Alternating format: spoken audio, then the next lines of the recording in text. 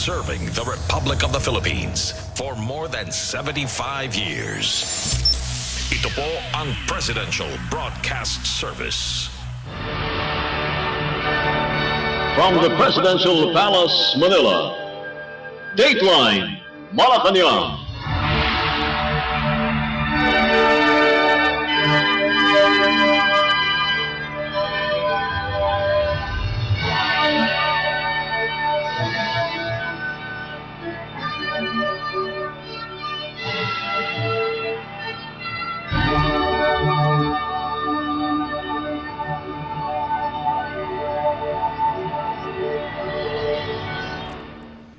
Good day. This is Dateline Malacañang. Philippine National Security Advisor Eduardo Año on Sunday emphasized that the government will do everything to prevent any attempt to secede any part of the country. In a statement, Año rejected the idea to separate Mindanao from the rest of the Philippines. The National Security Council, or NSC chief, added that the national government will not hesitate to use its authority and forces to quell and stop any and all attempts to dismember the republic. Año urged the public to remain vigilant against those who would attempt to sow discord, which he added would undermine the country's hard-won gains in pursuing peace and development, particularly in Mindanao. A number of local Mindanao leaders have already expressed opposition to the call made by former President Rodrigo Duterte to separate Mindanao from the rest of the country. The provincial governments of Maguindanao del Sur and Sultan Kudarat also stood firm for a united Philippines. In a statement, Maguindanao del Sur Governor Bay Mariam Sangki Mangudadatu said, Mindanao secession will deny the constitutional rights of their people and will compromise government's efforts to build a stronger Philippines. She added that the separation of Mindanao is not the answer to the problem in the region, adding that it denies the citizens of its rights embodied by the Constitution, including the destruction of our territorial integrity, compromising our efforts to build a stronger nation. She stood firm that the people of Mindanao are vested with rights and political choices conferred by the Constitution and law, as she emphasized that upholding democracy is their primary consideration in asserting their rights.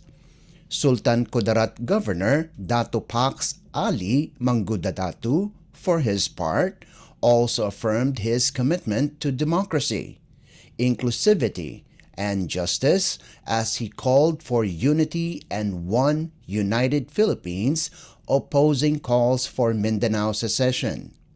Ali Mangudadatu also stood firm that Mindanao's concern must be resolved without pursuing secession from the rest of the Philippines, as he emphasized that it would only lead to disruption of productivity of Luzon, Visayas, and Mindanao. Earlier, Department of the Interior and Local Government, or DILG Secretary Benjamin Abalos Jr. said that secession is not the solution to Mindanao's problems. It would violate the fundamental tenets of the Constitution.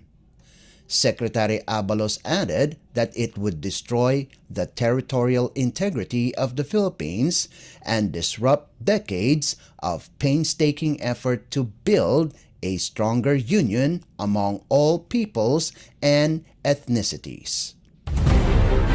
Dateline Malacañang. In a related story, Armed Forces of the Philippines, or AFP Chief of Staff General Romeo Bronner Jr. visited various military camps and Mindanao over the weekend. In his message to the troops of the 10th Infantry Division and Eastern Mindanao Command at Mawab, Davao de Oro and Panacan, Davao City, General Bronner warned the soldiers to remain united and alert on possible infiltration of enemies in different sectors and even provoke the AFP. General Bronner said that he is confident of the loyalty and professionalism of each member of the military amidst the political squabble. After Davao, the AFP chief then went to the Western Mindanao Command or West Mincom headquarters in Zamboanga City and the 101st Infantry Brigade in Isabela City, Basilan Province. General Bronner said to the troops to remain focused on their mandates and proved that by strength and a united AFP will establish a strong and united Philippines. Dateline Malacañang. The Philippines has collaborated with the United States National Aeronautics and Space Administration or NASA in order to assess and address air quality issues in the Asian region. According to Department of Environment and Natural Resources or DENR Secretary Antonia Yulo Loizaga, NASA will undergo scientific research flights in Metro Manila and its surrounding areas. Secretary Yulo Loizaga said that the collaboration with NASA and other respected partners will lead to significant advances in understanding air pollution and the ability to tackle this pressing issue. The DENR Secretary said the data collected from the study will be used in programs that aim to lessen or mitigate the impact of air quality in the country that affects public health and at the same time address the effects of climate change. NASA will be using advanced satellite technology, ground-based observations, and airborne missions. Experts from NASA will conduct the scientific research along with the DENR, National Institute of Environmental Research or NIER of South Korea, University Kebangsaan Malaysia or UKM, and the Geoinformatics and Space Technology Development Agency or GISTDA of Thailand. Dateline Malacañang. Philippine Senate Committee on Public Services Chairperson Senator Grace Poe reminded all government agencies to strengthen their website's firewall and system. This after the cyber attack attempt made on the website of the Overseas Workers Welfare Administration or OWA. According to Poe, even though the Department of Information and Communications Technology or DICT was able to foil the cyber attack, this should serve as a reminder that this incident has made hackers braver in perpetuating their attacks. The senator said that government agencies should consider the findings of the DICT on the source of the threat to the country's cybersecurity and privacy. Senator Poe emphasized that the government should do everything to keep the data of all Filipinos safe and should not be compromised. Dateline Malacañang. Meanwhile, House Speaker Martin Romualdez on Monday expressed his deepest concern on the recent cybersecurity breaches in government agencies as reported by the Department of Information and Communications Technology or DICT. The House Speaker added that the hackers' attempts, suspected to be operating from China, have infiltrated the email systems and internal websites of various government agencies is a matter of national security and public interest. These breaches have targeted government websites such as cabsec.gov.ph, coastguard.gov.ph, cpbrd.congress.gov.ph, dict.gov.ph, doj.gov.ph, and ncws.gov.ph, in addition to the private domain of President Ferdinand R. Marcos Jr., signifies a dire need for an immediate and comprehensive response.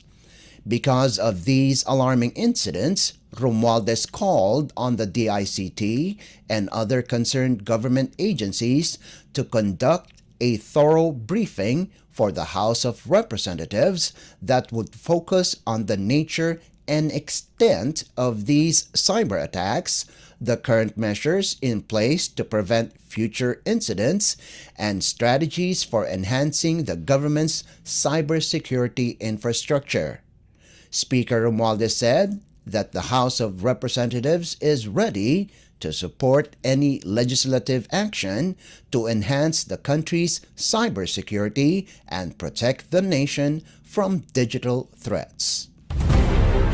Dateline Malacañang.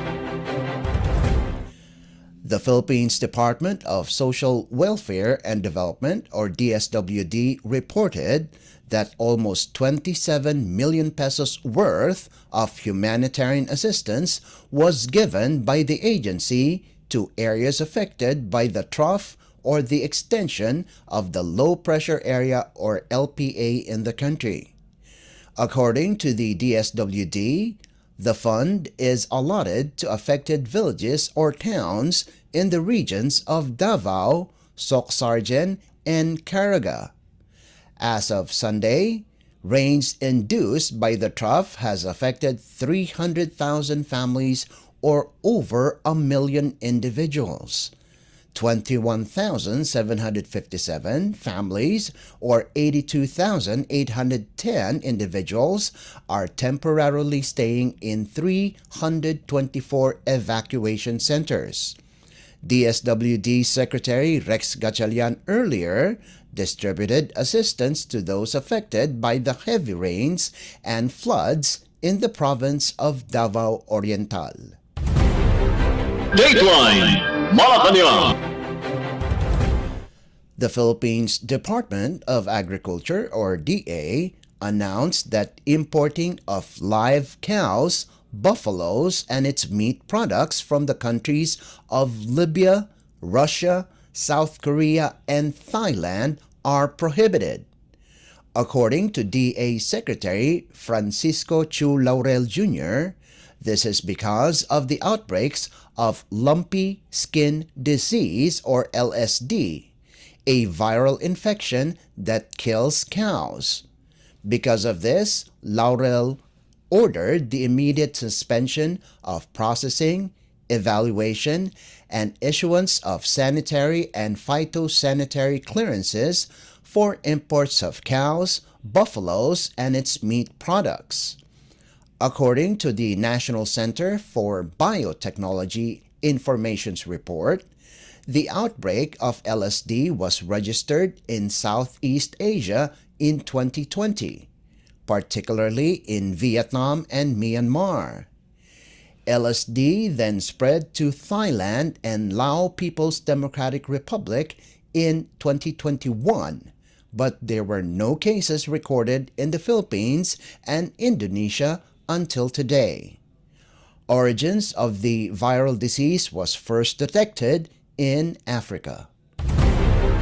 Dateline Malacañang.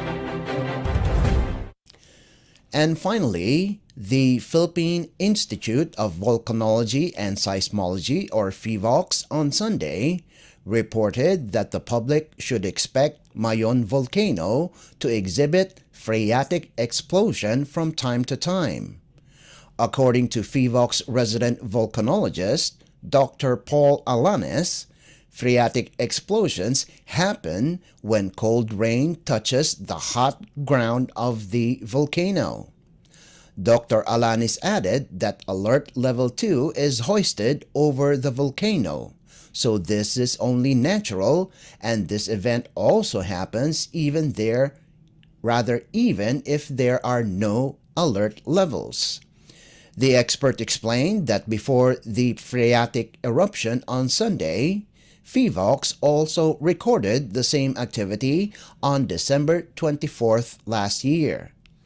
The official emphasized that the alert level over Mayon cannot be lowered and will still remain under Alert Level 2. Alanis appealed to the public to not enter the 6-kilometer permanent danger zone of Mayon volcano. Dateline Malacañang. Before we conclude our program, we would like to invite everyone to come and visit our Facebook page at Radyo Pilipinas World Service. You will be able to hear and view our Filipino and English programs, including news updates here in the Philippines. Kindly subscribe, like, and share our posts as well. And that concludes this edition of Dateline Malacañang. For Radyo Pilipinas World Service, this is Leo Magpayo. Good day and stay safe. From the Presidential Palace, Manila, Dateline Malacañang.